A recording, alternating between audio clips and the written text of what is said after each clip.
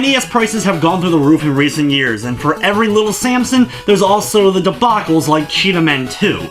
Today, I'm going to be looking at the absolute 10 worst and also expensive games that you're going to end up breaking the bank if you're going to try to collect them. Now, for this list, I'm not going to be including the likes of Cheetah Men 2 since it wasn't officially released, or those championship carts like Nintendo World Championship. It's just going to be games that were released, licensed, or unlicensed for the NES during its lifespan.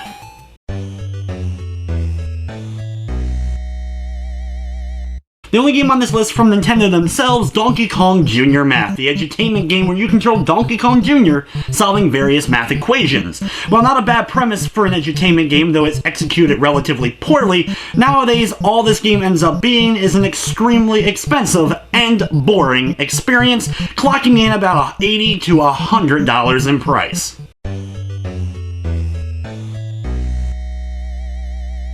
While games like Mario Paint gave people the opportunity to be extremely creative on the Super Nintendo, on the NES we had Color a Dinosaur, where guess what? You can color a dinosaur. Basically pick a color from some really weird decided colors and just click and the screen fills up with color. That's it, just color a few pictures of dinosaurs and that's all the game is. But nowadays if you're going to want to experience this greatness, you're going to be forking over almost $100 in order to do so.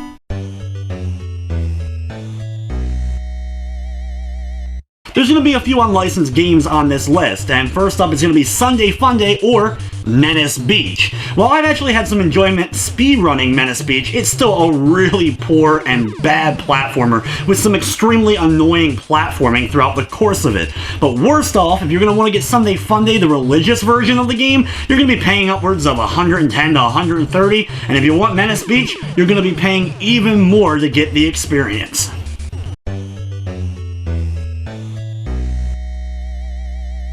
One of the worst movie licensed games on the NES, and definitely one of the most expensive nowadays, Wayne's World, is a game that will run about $110 to $140 for the privilege of playing an absolutely terrible action platformer as Wayne and Garth kicking TV screens, battling musical instruments, and collecting donuts.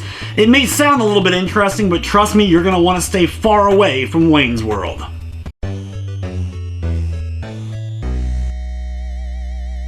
Well, honestly, a little bit fun to play, Bible Buffet is a board game that has some action sequences, including being able to use oil drums to destroy snowmen, and actually has a lot of various different food items and enemies that you're gonna have to deal with throughout the course of your adventure.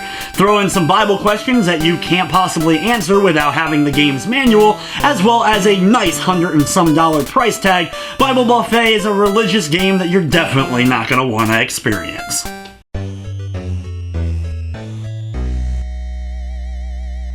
Another unlicensed game that's going to run you in the low to mid $100 range is Secret Scout. And while it's one of my favorite endings of all time, check out my top 10 worst NES endings of all time for that little gem, but Secret Scout is just another example of the Color Dreams terrible action platformers.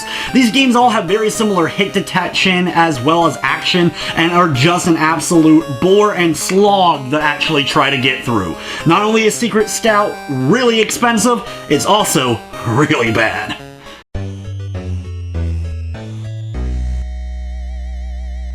While it's honestly one of the better playing of the unlicensed Color Dreams games, Moon Ranger is a boring shooter mixed with some pretty terrible maze-like platform stages as you're traversing from base to base with your Space Ranger. Definitely not going to be a game that you're going to want to pick up, especially considering you're going to have to pay in the upper hundreds range to have the experience.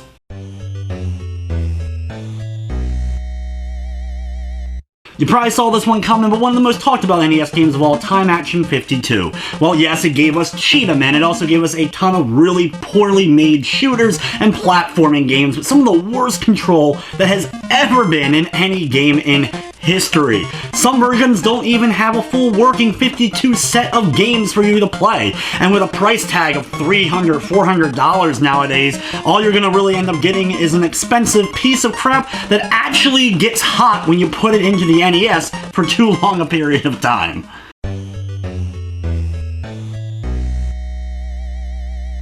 Scoutron 6-in-1 is one of the worst compilation NES unlicensed games, but then there's Myriad 6-in-1, which is the same game, just about $1,000 in difference, with the only actual difference being a sticker on the label. The only reason why this one isn't number one, even though it's more expensive than my number one choice, is the games included here, honestly, while not great, are okay, with some clones of stuff like Space Harrier and Balloon Fight included.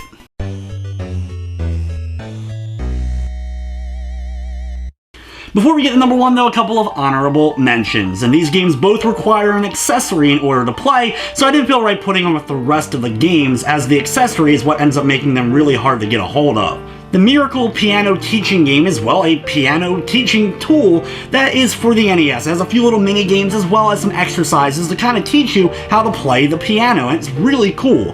The reason why it's so hard to get a hold of, though, is the fact that you actually need the Miracle Piano keyboard in order to play through the game. Once you have it, you can play a few little mini games and some exercises, but unless you're interested in really kind of learning the piano or just like the novelty of it, it really isn't worth forking over the money for. One of the absolute strangest games released for NES at any point is the Racer Mate Challenge 2. It's a bike racing game that actually requires an accessory of a bike in order to play. It is extremely rare in order to actually be able to get a hold of it. In fact, I've actually never seen one in person and only know of its existence through the last few years of seeing some videos on YouTube. Just the fact that you need the bike along with the car, which is already hard enough to get, is the reason why I ended up throwing it as an honorable mention on this list.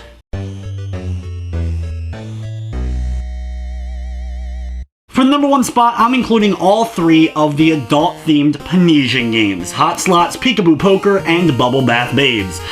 Yeah, they have that wonderful novelty of 8-bit nudity, but you're going to be paying $500, $600, $700, $800 each for the experience of these.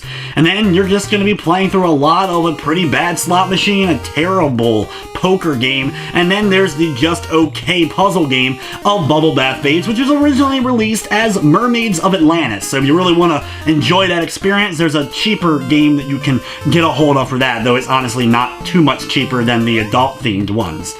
Yeah, it's that wonderful greatness that is the whole sex on an 8-bit system, but definitely not worth your time, and honestly, some of the worst games on the NES.